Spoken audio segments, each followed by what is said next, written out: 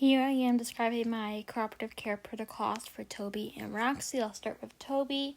For him, the protocols start with establishing a good environment and making sure his needs are met and that he feels safe.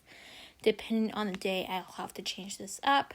Usually this is some form of enrichment and then a movement-based behavior such as going on his tire, going around pylons, going over poles. And then we'll come inside and do some more cooperative care such as hoof care or brushing. Other days, though, I'm able to start in the barn and he is fine.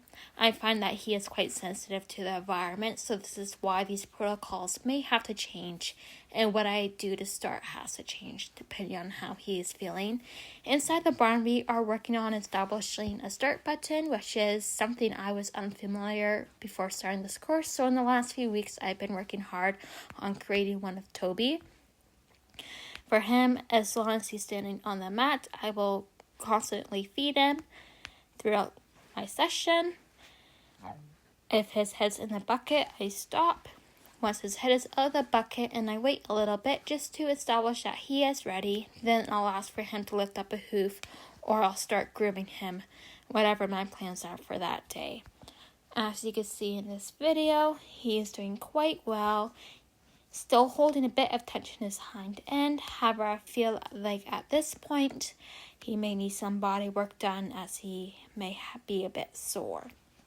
But overall, I am happy with the progress we have made and excited to see what we look like in just another few weeks.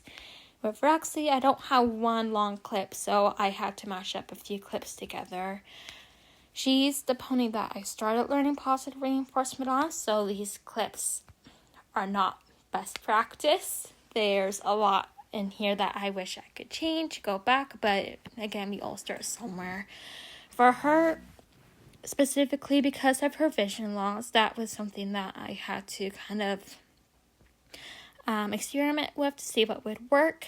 What ended up working for her was having the pylon and then having a pink fluffy target stick stuck in the pylon, which I did put scents on just so it's easier for her to find. Her biggest problem was that she would not stand still. If I moved around, she wanted to follow me, and so we spent a lot of time just working on standing still. Then our next step was working on hoof care.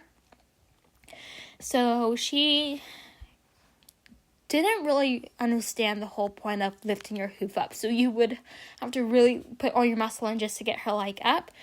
And so I was working on being light. So I'll ask her once and she'll do it. From there, she really understood the picture and she was able to get it quite quickly. We also worked on putting her hoof on a stand, as during earlier visit, she would often rear up when asked to extend her leg. But since working on it, she has been a perfect client.